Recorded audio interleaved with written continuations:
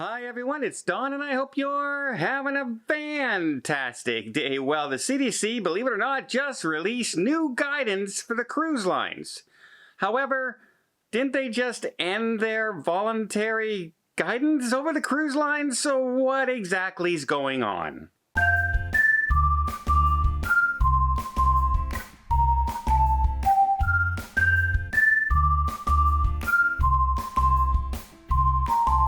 So yes, the CDC's guidance, that voluntary program, will be coming to an end. It's come to an end, basically now. But the CDC still says that they are going to release guidance for safety procedures for the cruise lines to have them have a reference of what is, things they should be doing in keeping up with the science, etc., and periodically they will update this guidance.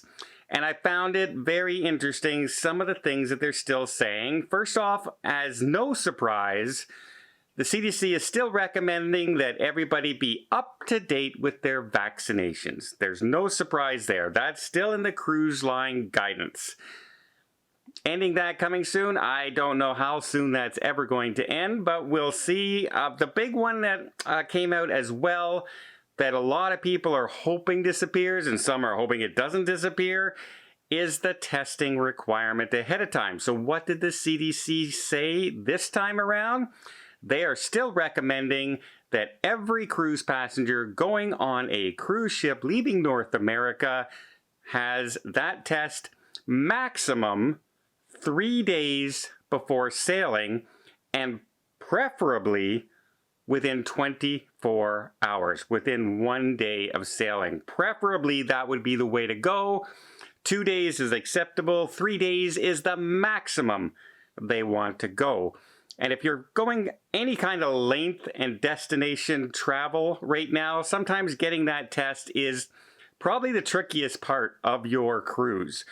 My cruise that I just went to Rome and to Greece, the trickiest part of my entire trip was lining up my testing and flying to line up with the cruise ship. Because it would have been horrible to land in Rome and have to find a testing facility because the cruise lines aren't doing it at the ports anymore. So it's on us to do those things. So that was the hardest part of my entire trip, was to line up the testing within the 24-hour period I was allowed. I can't imagine trying to do that with a 1-day period when you're flying to begin with for 9 hours to get to your destination. But this is the guidance that the CDC is still giving. Now, what are the cruise lines going to do? Are the cruise lines going to listen to the CDC?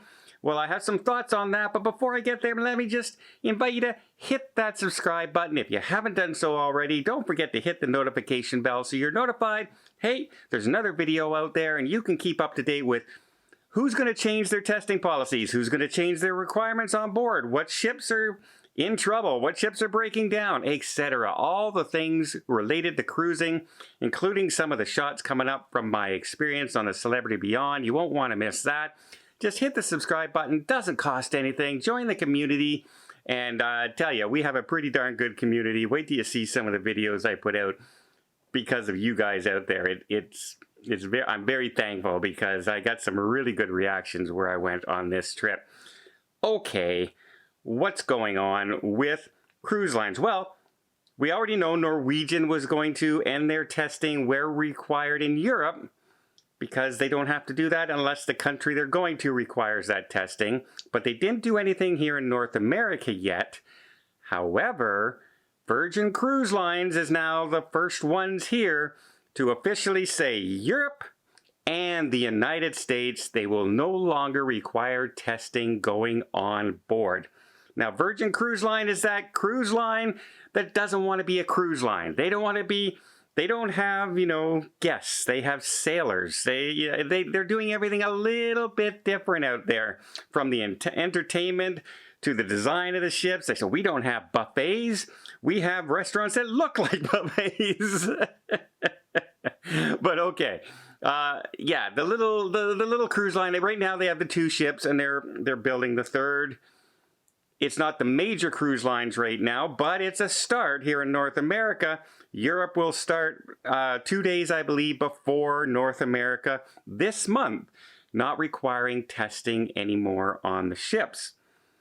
And they've also changed the vaccine number from 95% to 90%. So they're even lowering the vaccination rate. Now, they are also going after what seems to be that younger demographic, whether it's suited for them or not.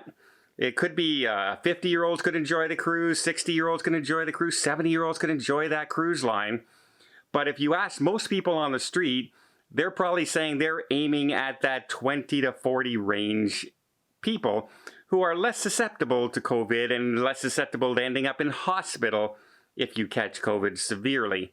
So it makes sense for them to do that change. Will the cruise lines that have a demographic that's 60 and 50 and 70 is the average ages on those ships, will they be in a hurry to change that testing policy? Especially now that the CDC is still putting it in there. I would love to see the testing going in a way. I really don't know if it's doing what we hope it was doing now. I know it's that peace of mind knowing that, oh yeah, people have been tested and maybe 5 or 6 people, didn't get on the cruise ship because they tested positive on the way to the ship. We don't actually know those numbers. Nobody's posting those numbers. On a ship with 2,000 passengers, how many people actually didn't get on the ship because they tested positive ahead of time? Or are people testing positive and just changing their flight, like their cruise anyway, and just not going on the cruise? We don't know any of that stuff because those numbers are not being posted. So we have to rely on our intuition, if you will, kind of suspecting.